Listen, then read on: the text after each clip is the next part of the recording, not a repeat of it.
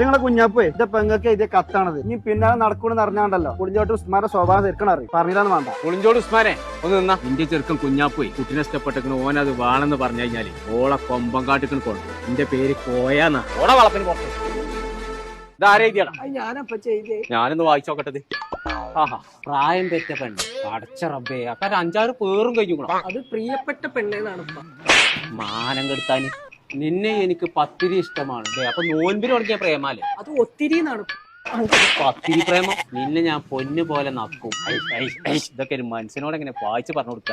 അത് നോക്കുന്നാണ് നോക്കലും നക്കലും എത്ര മാറ്റണ്ട. തത്തക്കായ ഡ്രസ്സ് എടുത്ത് തരാത്തതിന് ചാണകം.